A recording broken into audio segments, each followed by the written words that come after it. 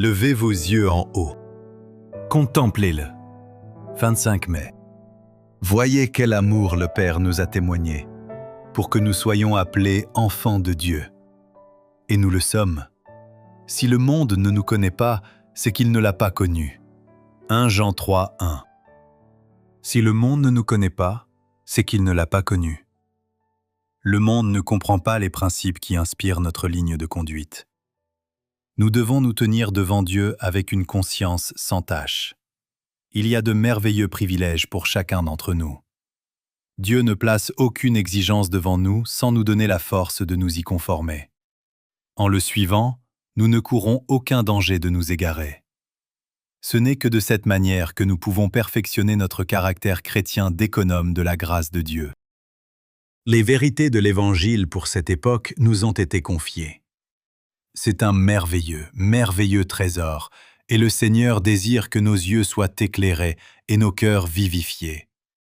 Il désire nous voir encouragés et fortifiés par la puissance qu'il nous accordera si nous lui sommes fidèles.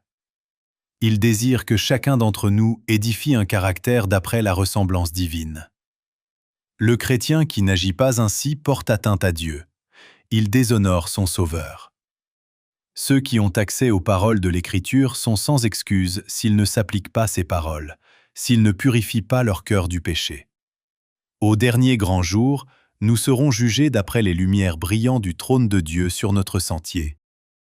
Faire briller la lumière sur le sentier, dans la clarté de l'Évangile du Christ, comme elle a brillé sur notre sentier, est une redoutable responsabilité.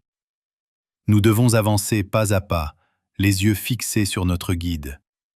Il ne nous fera pas faire un seul pas hors du sentier de la droiture. Dieu a donné le Christ à notre monde, afin de nous épargner la mort éternelle. Contemplez-le. Contemplez-le. Regardez à lui jusqu'à ce que vous reflétiez son image. N'acceptez la parole d'aucun homme, à moins que vous ne constatiez qu'il conforme sa vie à l'image divine, car si vous le faites, vous l'encouragez dans le mal. Vous le soutenez en demandant ses conseils et en suivant ses directives. Ce dont nous avons besoin, c'est de la pure parole de la Sainte Bible. Le Christ nous a demandé de conformer notre vie à la sienne.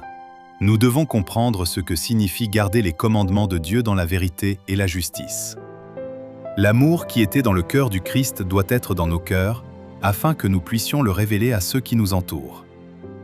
Chaque jour, nous devons être fortifiés par le profond amour de Dieu et faire briller cet amour pour ceux qui nous entourent.